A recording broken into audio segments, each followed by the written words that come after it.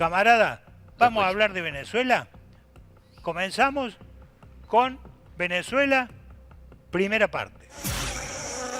Imagínate que un día te despertás y una potencia invadió tu país y secuestró al presidente de tu país, te guste o no. Eso es básicamente lo que sucedió hoy en Venezuela. Donald Trump decidió invadir Venezuela, pero veamos las repercusiones. Por ejemplo, lo que dice Marine Le Pen, una ultraderechista. Habla, por supuesto, pestes de Nicolás Maduro. Dice, había 1000 razones para condenar al régimen de Nicolás Maduro, pero, dice Le Pen, la soberanía de los estados nunca es negociable, independientemente de su tamaño, poder o continente. Es inviolable y sagrada. Imagínate, Marine Le Pen le está diciendo a Estados Unidos que no está bien lo que hicieron en Venezuela. Pero también en la región se dieron diferentes repudios de presidentes que no estaban totalmente alineados y que habían sido muy críticos en las últimas elecciones con Nicolás Maduro. Es el caso de Lula da Silva, es el caso también de Gustavo Petro, es el caso de Boric en Chile.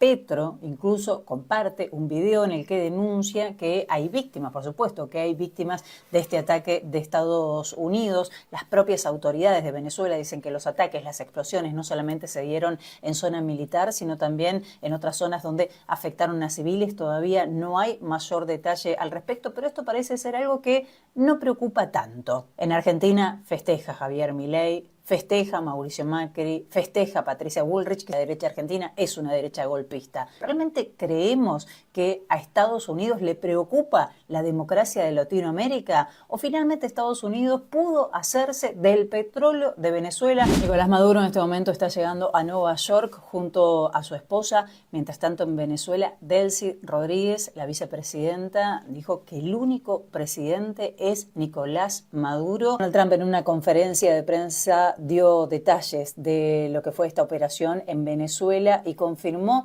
dos cuestiones: que van a encargarse ellos de administrar el país. Le bajó las expectativas a Corina Machado. María Corina Machado, raro premio Nobel de la Paz, que festejó este ataque a Venezuela y que ya estaba preparada. Pero sobre todo, Donald Trump dijo que las empresas norteamericanas van a desembarcar en Venezuela para mejorar todo lo que tiene que ver con infraestructura y explotar los recursos petroleros. Esto era lo que le importaba definitivamente a Estados Unidos. O sea, Estados Unidos te dice, este güey es un dictador. ¿Qué es un dictador? ¿Qué es un dictador?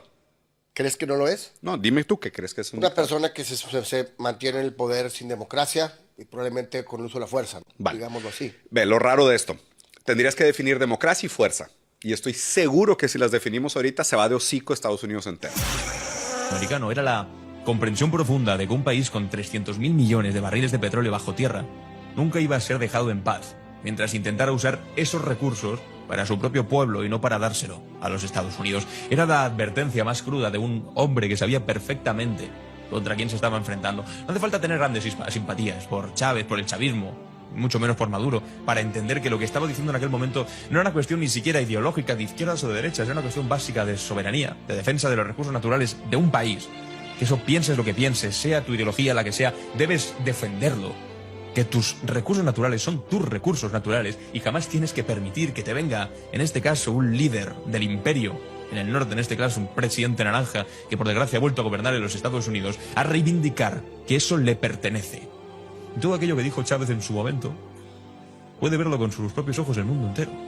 Pero es ahora mismo cómo funcionan los Estados Unidos, insisto, una cosa que Chávez había advertido y que, ojo, no solamente había advertido en discursos, sino que lo denunció también con nombres y apellidos.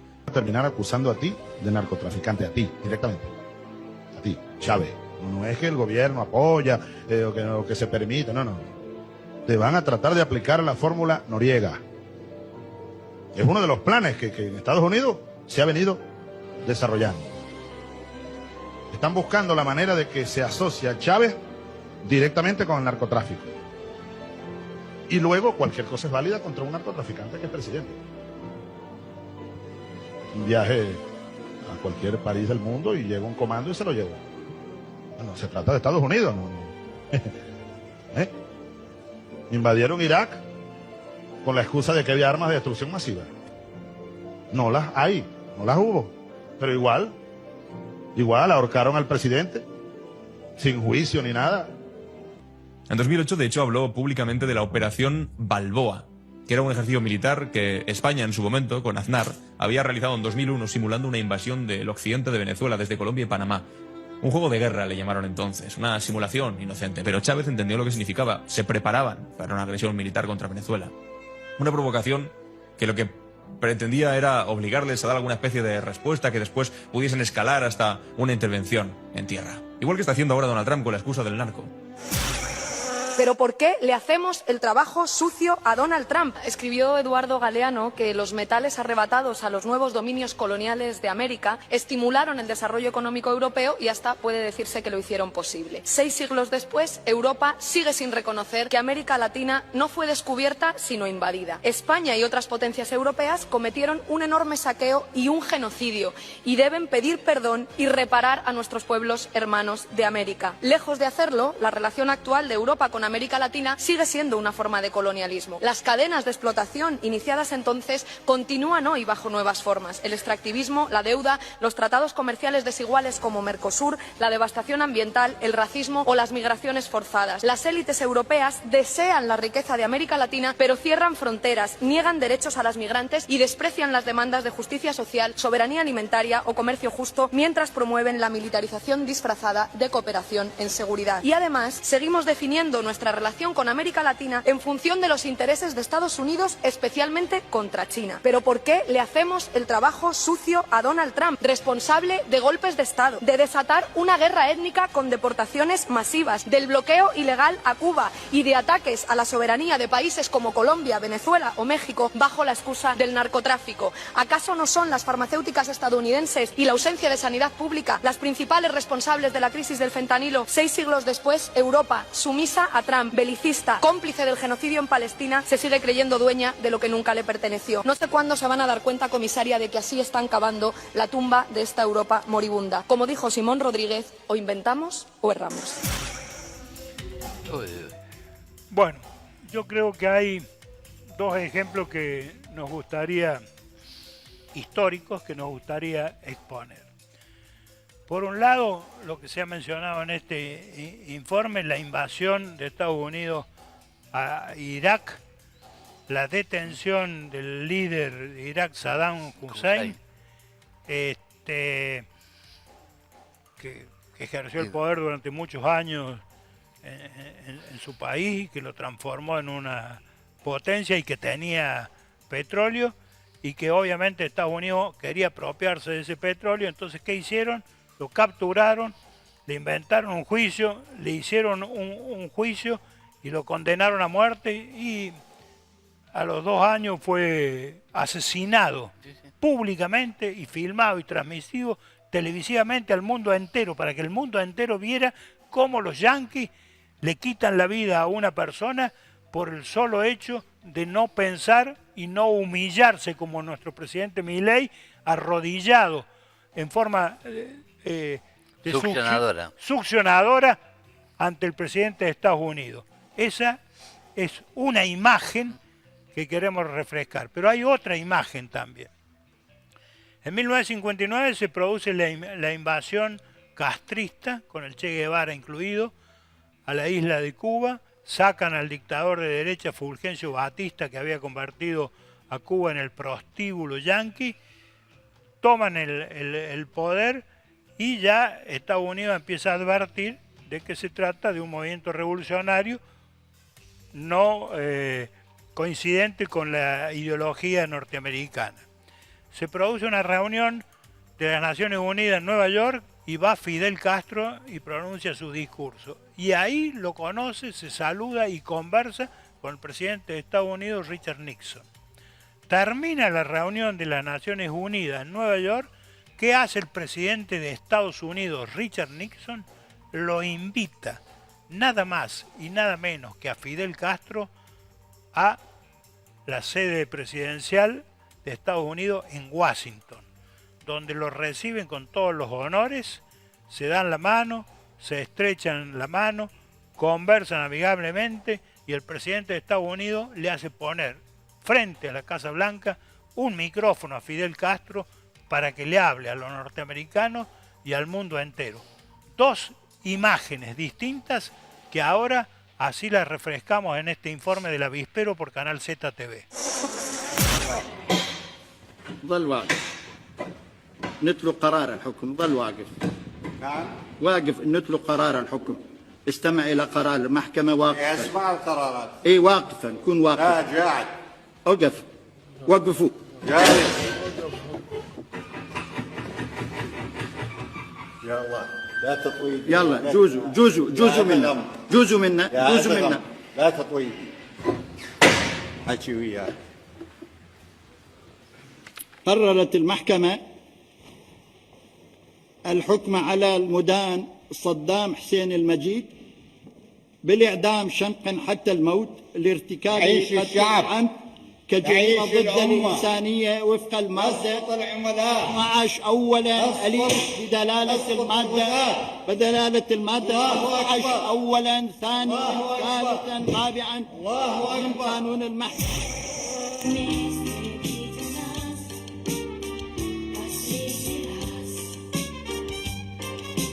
Время пройдет, и ты забудешь все, что было с тобой у нас, с тобой у нас. Нет, я не жду тебя, но знай, что я любила последний раз, последний раз, последний раз, последний раз.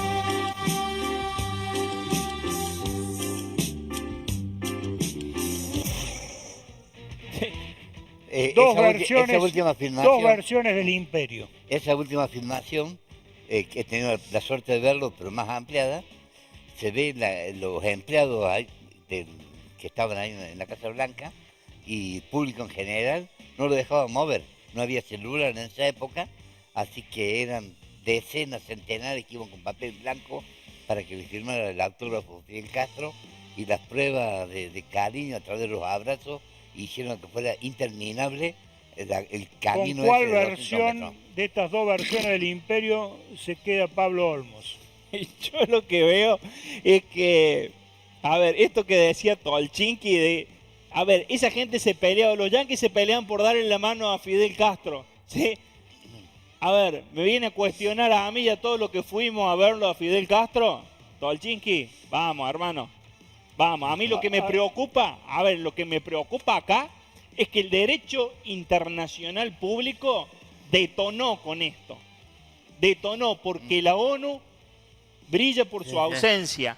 No hay una sola declaración. Sí, hay No hay- una declaración, Sí, pero tan lavada y tan tibia Sí, que sí, mejor sí. que no lo hubieran hecho. Y me preocupa también que ni Rusia ni China hayan tomado una postura fuerte. Ya- En serio. Ya, en serio. ya volvemos a ese tema, Pablo, que lo tenemos pendiente.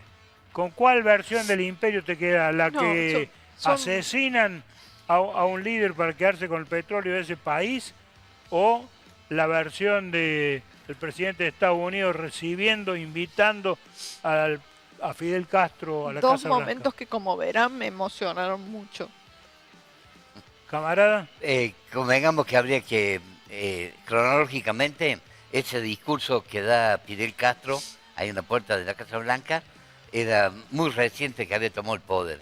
Y fue un año en el cual se podría decir un periodo ventana, en el cual él no había definido todavía de que la revolución cubana era una revolución socialista.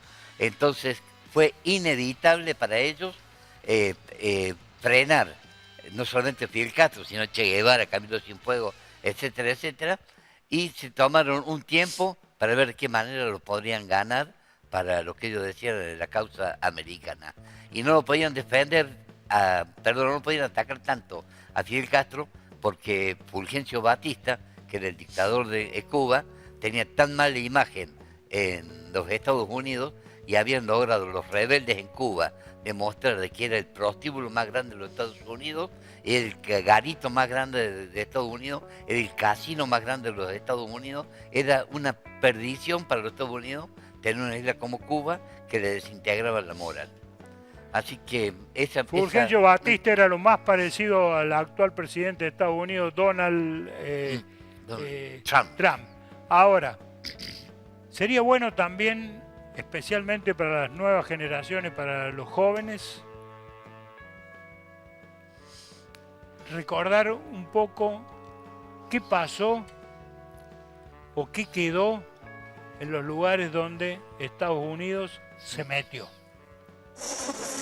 Hay que ser muy perverso para festejar la invasión de Estados Unidos en Venezuela. Yo no puedo tener ningún tipo de esperanza porque en cada rincón donde Estados Unidos de América ha decidido intervenir, el resultado nunca fue la paz. Siempre fue el caos, la destrucción de la infraestructura y miles de víctimas civiles. Quienes aplauden la ruptura del derecho internacional olvidan que las bombas nunca distinguen ideologías. Pero hay algo más grave todavía.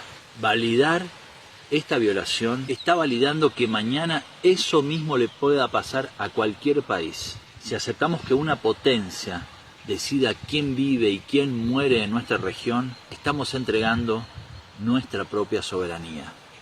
La historia no perdona a los que piden fuego sobre su propia tierra.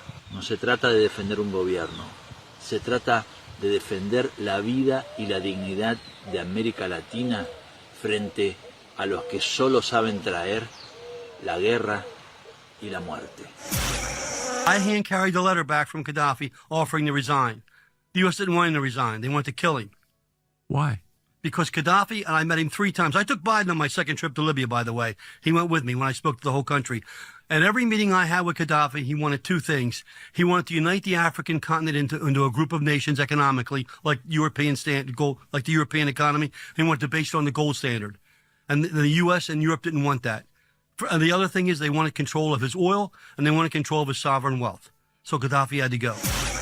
Estados Unidos mintió sobre Yugoslavia, mintió sobre Irak, mintió sobre Libia, mintió sobre Siria, mintió sobre Afganistán, mintió sobre Sudán, mintió sobre Somalia, mintió sobre Ucrania, luego nos mintió sobre Rusia, luego mintió sobre Palestina, luego mintió sobre Irán, ahora acaba de mentir sobre Venezuela y ahora está mintiendo sobre Nigeria. O sea, históricamente Estados Unidos lo que hace es mentir, mentir, mentir.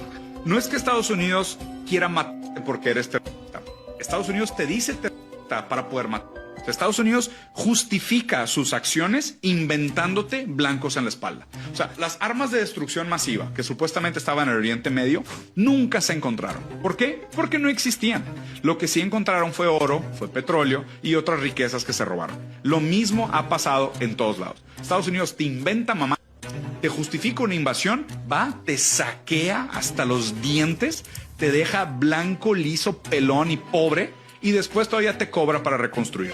Entonces, bajo este contexto histórico, real, material, comprobable, con datos históricos, es donde, repito, cualquier persona que pida una invasión de Estados Unidos a su país es un traidor a la patria.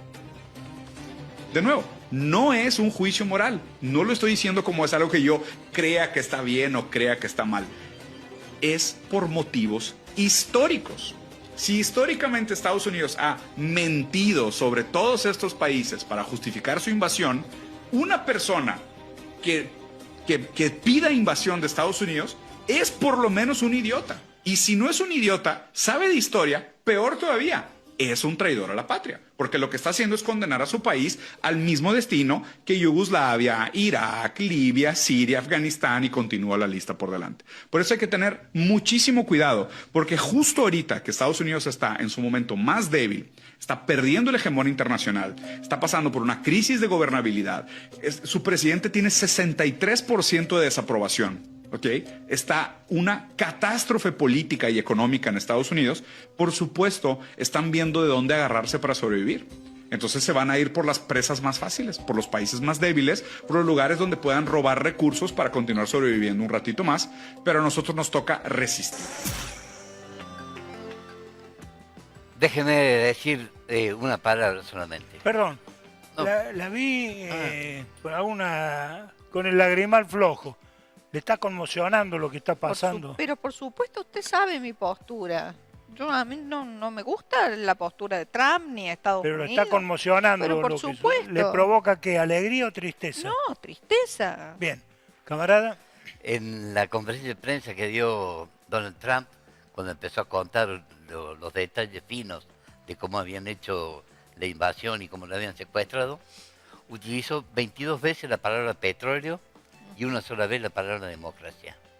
Para que quede claro que el objetivo de él no tenía absolutamente nada ni con la liberación de los venezolanos, ni con la libertad de expresión, ni con la libertad de prensa, simplemente era apoderarse del petróleo, que dicen, yo repito esta frase, no sé cómo comprobarlo, que es la reserva natural de petróleo más grande que hay en el universo.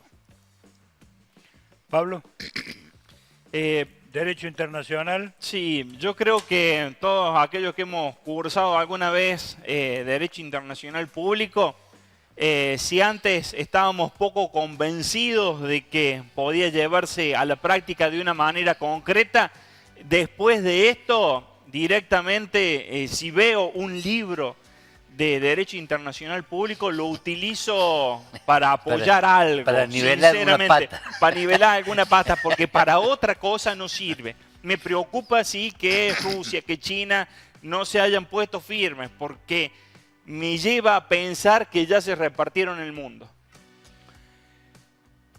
El tema es saber quién se va a repartir ahora.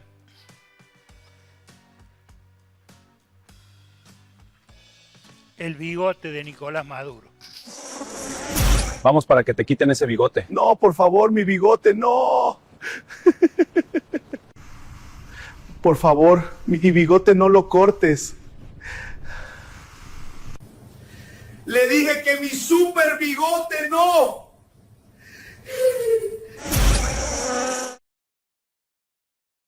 And just quickly to respond to Virtual Ambassador's story, who accused me of ad hominem attacks, you are a government official, you are a veteran coup plotter, and it is legitimate for a journalist to scrutinize the activities of a coup plotting government official who in February 2021 hosted a insurrectionist summit at the Marriott Hotel in Bogota. You, with Leopoldo Lopez, the US-backed coup leader who staged multiple failed military coups and led violent riots that saw Afro-Venezuelan citizens burned in the streets. Check out Orlando Figuera.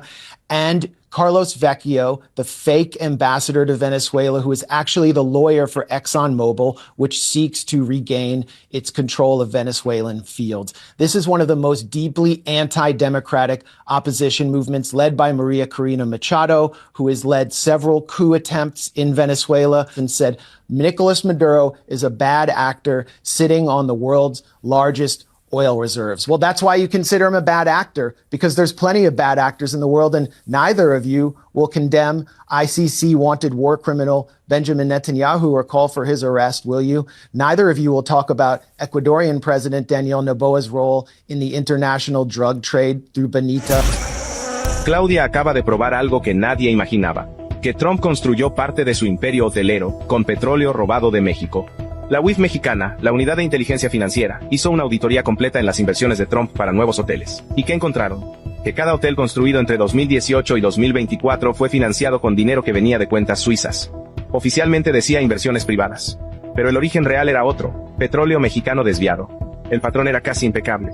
Petróleo robado en México, convertido en efectivo, depositado en Panamá disfrazado como commodities, transferido a Delaware bajo empresas fantasma, enviado después a Suiza como capital de inversión.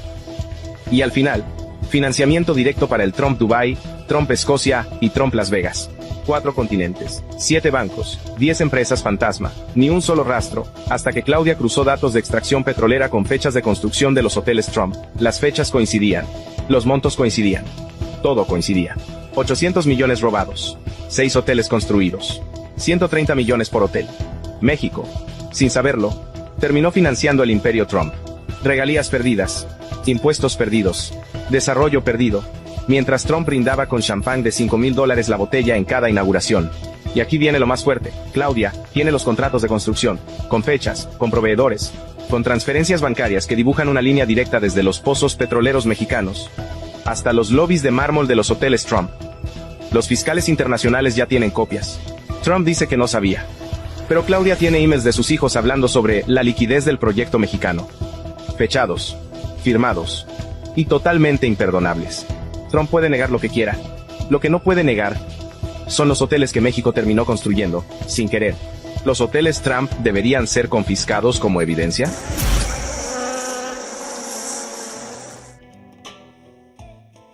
Bueno, el tema está tan fresco lo de Venezuela que es imposible de buscar un remate para semejante programa que hemos pasado. Así que yo vuelvo a agradecerle a usted la posibilidad de estar sentado acá en esta mesa, de traer, aportar lo que sé y por sobre todas las cosas, de llevarme conocimientos y llevarme dudas que las anoto y tratar la semana que viene de evacuarlas.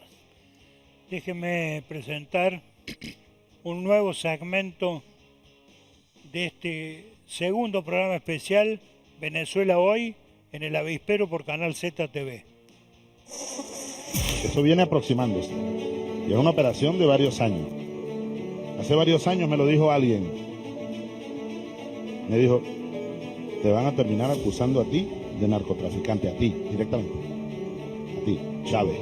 No es que el gobierno apoya o que se permita, no. Te van a tratar de aplicar la fórmula Noriega. Es uno de los planes que Estados Unidos se ha venido desarrollando. Están buscando la manera de que se asocie a Chávez directamente con el narcotráfico. Y luego cualquier cosa es válida contra un narcotraficante que es presidente. Un viaje a cualquier país del mundo y llega un comando y se lo lleva. Se trata de Estados Unidos, ¿no? Invadieron Irak con la excusa de que había armas de destrucción masiva. No las hay, no las hubo. Pero igual ahorcaron al presidente sin juicio ni nada.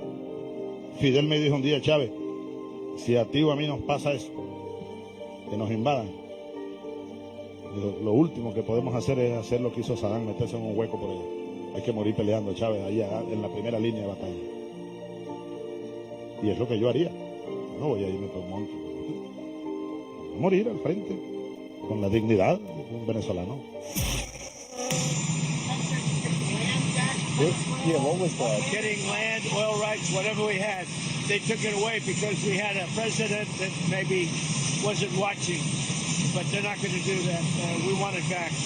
They took our oil rights. We had a lot of oil there. As you know, they threw our companies out, and we want it back. ¿Venezuela? ¿Nadie? ¿No? Ah, sí, un chico allá atrás. Le preocupa Venezuela. ¿No les parece una amenaza? Muy bien, entonces tengo una pregunta. ¿Cuál de estos lugares puede decirse que tiene el mayor yacimiento de petróleo del planeta? ¿Más que Arabia Saudita o que Irán? Wow. Bueno, ¿qué dicen de elementos como el oro? ¿Más que todas las minas africanas combinadas? El hecho es que probablemente Venezuela tiene el mayor recurso de petróleo y minerales en el planeta. Entonces, ¿por qué este país está atravesando una de las mayores crisis humanitarias de la historia moderna? Los noticieros lo llaman crisis, pero en la escena mundial lo llaman estado fallido. Si no conocen ese término, otros ejemplos de un estado fallido en la actualidad son Yemen, Irak y Siria. Bueno, Venezuela es el único que se encuentra a una distancia de 30 minutos de los Estados Unidos, de los misiles de nueva generación. No van a oír nada de esto en las noticias, porque los grandes actores en el escenario mundial no quieren que lo hagan. Para ellos, los gobiernos inestables no son más que grandes oportunidades. Por eso, Rusia y China jamás serían una gran amenaza. Mientras que países como Venezuela dejan la puerta abierta a nuestro patio trasero. Patio trasero, Jorge Lewitt. Y bueno, ese es un concepto que se abonó, no sé, los últimos 150 años para los Estados Unidos. Éramos simplemente el patio trasero, el reservorio fundamentalmente de las riquezas naturales. Las mejores frutas, las mejores carnes, la mejor agua y gente que se capacitaba en estos países y después se los llevaban tranquilamente. No solamente de América Latina, sino que también utilizaban la inteligencia de los indios, los nacidos en la India, los mejores de Pakistán, los mejores del Himalaya y los mejores de países donde podían robar inteligencia, se los llevaban para los Estados Unidos. Y hoy, como están saturados un poco, buscan el sistema legal para sacárselos de encima con una patada en el tujes. El próximo segmento tiene dos partes. Una primera parte de Marco Rubio, el gran estafador norteamericano, el gran mentiroso, el gran calumniador. ¿Cómo será de calumniador que mintió sobre su propia historia, sobre su propio origen? Engañó al pueblo norteamericano sobre su propio origen para convertirse hoy en el secretario de Estado norteamericano, la mano derecha de Donald Trump, y ojo, con pretensiones presidenciales futuras. Estoy hablando de Marco Rubio, que junto a Trump forman parte de este segmento que viene ahora. Pero tiene este segmento una segunda parte, que es Gabriel García Márquez y el presidente de Colombia, Petro. Ahora, si el gobierno de Estados Unidos y sus agencias quisieran atender el grave consumo de fentanilo en su país, ¿por qué no empiezan combatiendo la venta de estupefacientes en las calles de sus principales ciudades? ¿O cómo es que las personas con adicciones compran esa droga? ¿Por qué nunca hemos oído de detenciones en Estados Unidos de los grupos delictivos estadounidenses? ¿Cómo es que no se investiga el lavado de dinero de los grupos delictivos de allá? ¿Por qué no ponen toda su inteligencia a trabajar para detectar a los grupos delictivos que venden fentanilo en su territorio o de otras drogas? Bueno, también podrían iniciar una campaña masiva para evitar el consumo de estas drogas y cuidar a sus jóvenes, como lo hacemos en México. El consumo y distribución de drogas está en su país y ese es un problema también de salud pública que nunca han atendido. ¿Por qué no se preguntan cuál es la razón de fondo de tanto consumo de drogas que lleva tanto tiempo en los Estados Unidos? Además, ayer también lo mencioné, fíjense, la epidemia de opioides sintéticos en Estados Unidos tiene su origen en la prescripción indiscriminada de medicamentos de este tipo, que fue autorizada por la Administración de Drogas y Alimentos, la llamada FDA, como lo demuestra un juicio contra una farmacéutica. Hay series en la televisión que lo explican. Es más, la droga que causó la crisis de consumo de opioides sintéticos la siguen vendiendo en sus farmacias con autorización oficial. ¿Viste lo último que dijo Donald Trump? They took all of our oil and we want it back, but they took it. They illegally took it. Exacto. Acaba de decir que Venezuela le robó el petróleo a Estados Unidos. Según él, porque el Estado venezolano echó a petroleras estadounidenses de su territorio. They took our oil rights. We had a lot of oil there. As you know, they threw our companies out. And we want it back. Y eso es algo muy revelador, porque aquí hay una mentira central que hay que desmontar ya mismo. Echar empresas estadounidenses no es robar recursos. Robar recursos es lo que esas empresas hacían. Durante décadas, petroleras estadounidenses operaron en Venezuela bajo contratos diseñados para su beneficio. Se llevaban la mayor parte de la renta, decidían ritmos de extracción, repatriaban ganancias y dejaban migajas al Estado venezolano. Y porque Venezuela decidió recuperar soberanía sobre su propio petróleo, ahora Trump lo llama robo. O sea, según Trump, si el petróleo venezolano fue alguna vez controlado por empresas gringas, ese petróleo ya no le pertenece a Venezuela. Eso es mentalidad colonial pura y dura. Estados Unidos ya no disfraza su ambición con discursos bonitos. Lo que estamos viendo es desesperación pura de un imperio en decadencia. Una desesperación tan burda y tan peligrosa que puede arrastrar a toda la región y al mundo a consecuencias muy graves. Estados Unidos está perdiendo su poder y lo sabe. Y los imperios, cuando caen, no se retiran con dignidad, dan pelea. Por eso ahora reconoce abiertamente que lo que acaba de imponer es un bloqueo. Un bloqueo naval, que es un acto de guerra según el derecho internacional. Por eso Estados Unidos asalta buques petroleros venezolanos en el Caribe. Eso es piratería internacional. Por eso bombardean lanchas sin pruebas, dejando decenas de muertos. Mientras la ONU y la propia DEA dicen que Venezuela no es una ruta principal de narcotráfico narcotráfico. Y por eso ahora hablan abiertamente de recuperar petróleo que nunca fue suyo. Trump no está confundido, está confesando. Hoy Estados Unidos ya no habla de libertad, habla de propiedad. Y el mensaje es simple: si un país del sur controla sus propios recursos, y es un enemigo. Por eso Venezuela denuncia un intento de cambio de régimen para poner un gobierno títere que regale petróleo, tierras y minerales, a cargo de ya sabemos quién. Esto no va solo de Venezuela, va de toda América Latina. Porque si hoy normalizamos que Estados Unidos diga ese petróleo es mío, mañana puede decirlo de cualquiera. Esto se ha vuelto en una disputa colonial abierta. Y esta vez Trump no se cuidó en decirlo. Si en los Estados Unidos se abastece 30 millones de drogadictos diariamente, sin ningún incidente, sin ningún problema, como si fuera a repartir la leche, el pan, el periódico. Eso quiere decir que hay unas mafias mucho más poderosas que las de Colombia y una corrupción de las autoridades mucho más importante que la de Colombia. Gabriel García Márquez, uno de los escritores más universales de nuestra historia, ha sido censurado en Estados Unidos. Porque para cualquier imperio, los ciudadanos inteligentes son un peligro, porque son difíciles de engañar. Para ejemplo, lo que dijo el gran Gabo hace varias décadas sobre el narcotráfico. Si 30 millones de adictos compran droga en Estados Unidos como quien compra pan, eso quiere decir que la mafia que vende la droga está allá. Hoy son muchos más de 30 millones y siguen comprando droga como quien compra pan. Y sin embargo Estados Unidos está utilizando la excusa del narcotráfico para intentar invadir Venezuela o Colombia y así poder robar sus recursos naturales. Por eso censuran a gente como Gabo para poder seguir engañando a su población. Los periodistas norteamericanos saben todo lo que saben del narcotráfico en Colombia, que es mucho, porque los periodistas colombianos lo han investigado, lo han destapado y muchos de ellos han sacrificado su vida por esas publicaciones. En cambio, nosotros no sabemos nada de cómo es el narcotráfico dentro de los Estados Unidos, porque los periodistas norteamericanos hacen como si ese narcotráfico no existiera. Dicen que los misiles en el Caribe eran para detener las drogas. Mentira. Pero necesitan violencia para dominar a Colombia y América Latina. La política antidrogas no es para detener la cocaína que llega a los Estados Unidos. La política antidrogas es para dominar los pueblos del sur en general.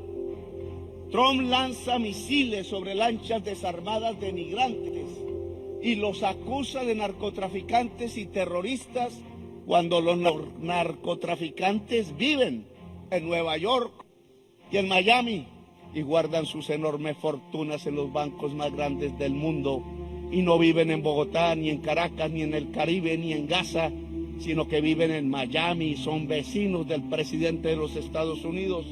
Viven donde hay lujo, no pobreza. Pero los misiles los tiran donde hay pobreza y no donde hay lujo.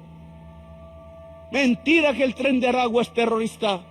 Solo son delincuentes comunes en forma de banda, agrandados por la estúpida idea de bloquear a Venezuela y quedarse con su petróleo.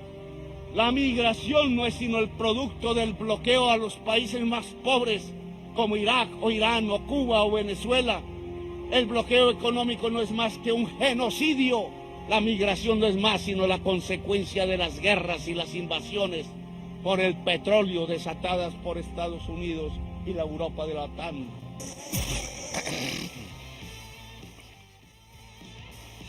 Bueno, ¿nos quedamos hasta mañana con el programa? ¿Tenemos material? Yo creo que esto recién comienza y que puede existir un cambio en la opinión pública. ¿Está aburrido, camarada? No, para nada, pero... como dijo... No sé, perdón. Pablo. Déjeme que le conteste. Ah, bien. Tenía un horario de protección al menor que se acababa a las 15 horas. Que Reyes hoy tiene que ir a festejar con Fresneda, tiene asado. Una mini lista de cosas para hacer. Yo creo que esto recién comienza a instalarse en la opinión pública. Creo que, como toda cuestión, necesita una cierta maduración por parte de la población. Creo que en algún momento vamos a empezar a tomar conciencia de que tenemos vaca muerta, de que tenemos mucho petróleo y litio. Capaz que no estemos ofreciendo una resistencia porque hay personas que conducen los destinos de nuestro país que lejos están de preservar, digamos, esos recursos naturales, sino que no tienen problema en entregarlos. Pero bueno, creo que con el correr de los días se va a ir cayendo el velo y se va a poner de manifiesto que esto efectivamente tiene un interés concreto de Estados Unidos, que ya ha dicho que no se aten los rulos a algunos que creían que iban a asumir inmediatamente, sino que se espera una transición bastante compleja. Y habíamos hablado de Marco Rubio, un inmigrante cubano en Florida, que fue escalando sobre la base de una mentira, porque su familia emigró de Cuba cuando estaba una dictadura de derecha, Fulgencio Batista. Fidel Castro estaba en México preparando una revolución que 3 años después la concretaría. Pero la familia Rubio emigra de la dictadura de derecha de Batista de la isla de Cuba hacia Florida. ¿Sí? Bueno, 3 años después, Fidel Castro y el Che Guevara invaden Cuba, se produce la revolución, entonces los Rubio en Miami les vino como anillo al dedo empezar a decir en la comunidad de Florida, en la comunidad hispana y en la comunidad americana de Florida, que eran fugitivos del régimen comunista de Fidel Castro, porque eso para los yanquis les resultaba cómodo y les resultaba agradable.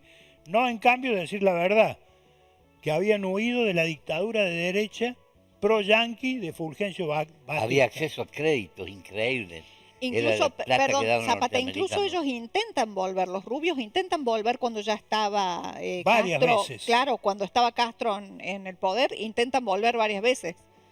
O varias sea, tan veces. mal no estaban, entonces. Sí, así sí. que vemos lo de Marco Rubio, vemos un informe intermedio y vemos un cierre con barcos surcando un río venezolano rumbo al mar, con esa imagen de los barqueros venezolanos rumbo al mar. Será el símbolo del cierre de este informe de hoy de Venezuela en Canal Z TV. Marco Rubio, nacido en 1971 en Miami como hijo de inmigrantes cubanos que llegaron a Estados Unidos en 1956 por motivos económicos, no huyendo del comunismo de Castro como él afirmaba, es hoy, en diciembre de 2025, el poderoso secretario de Estado en la segunda administración Trump. Su historia oscura arranca en 2011 con un gran escándalo. Mintió repetidamente en campañas y discursos, diciendo que sus padres escaparon de Castro en 1959, manipulando la narrativa para ganar apoyo en la comunidad cubana anticastrista. Cuando salió la verdad, lo tildaron de hipócrita y manipulador. A eso se sumó otro lío. Como líder legislativo en Florida, usó una tarjeta de crédito del Partido Republicano para gastos personales, viajes familiares, reparaciones en casa y hasta cobros dobles en vuelos, dejando una imagen de finanzas turbias.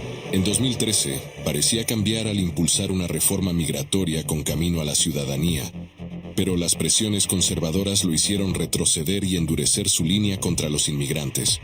Esa traición lo convierte en el vivo retrato del personaje Stephen en Django Unchained, interpretado por Samuel L. Jackson, el esclavo que, una vez en posición de poder, se enfurece al ver a otro libre montado a caballo y trabaja para que nadie más lo consiga, cerrando la puerta que él cruzó. Hoy aplica esa filosofía con mano de hierro, presiona a Europa para restringir inmigración, revoca visas a cientos de estudiantes por protestas pro-palestinas o ideas anti-estadounidenses, paga millones a países como Guinea Ecuatorial para aceptar deportados y hasta evalúa rechazar visas por obesidad bajo reglas de carga pública, desafiando órdenes judiciales. De hijo de inmigrantes que logró el sueño americano a arquitecto implacable que lo niega a millones, Marco Rubio encarna la hipocresía más cruda. Llegó, y y ahora cierra las fronteras con America First.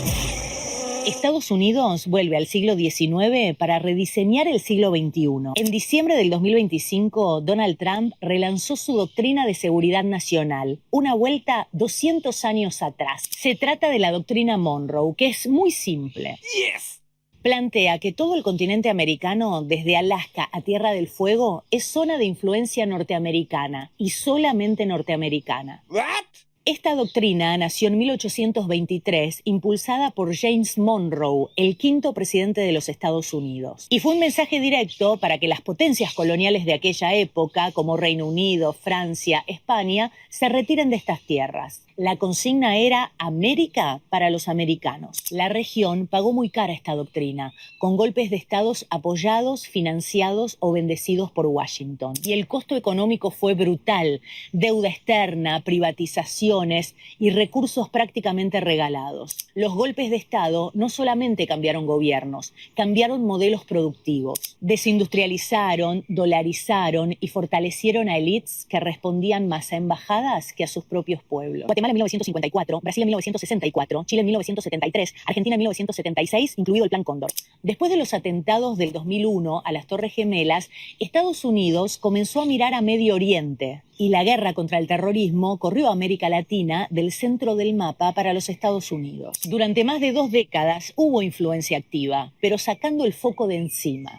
Hoy este paréntesis se terminó. La razón: China, el único rival directo de Estados Unidos en el hemisferio. China invirtió miles de millones en puertos, energía, litio y telecomunicaciones. Compra soja, petróleo y minerales en la región. Financia obras que Estados Unidos dejó vacías e inauguró en el 2024 el puerto de Chancay, en Perú. Es esta la principal cabecera logística de China en el Pacífico Sur. Y para Estados Unidos esto no es comercio, es amenaza. Por eso vamos a volver a escuchar hablar de conceptos como seguridad nacional, amenazas externas y defensa del orden hemisférico. Son narrativas pulidas, ensayadas y recicladas, y cada vez que vuelven no se pierde retórica, se pierde soberanía.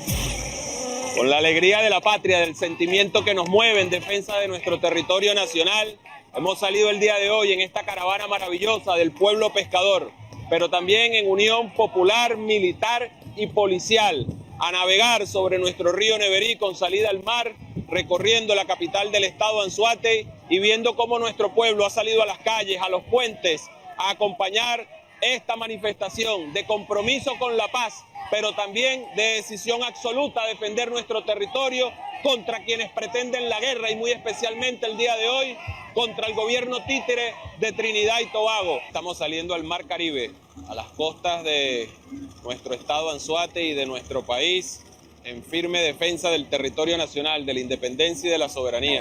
Pero desde aquí, desde Barcelona, se los decimos: con nosotros se equivocaron, con el pueblo de Bolívar, con el pueblo revolucionario no van a poder. Nosotros estamos venciendo y nosotros venceremos.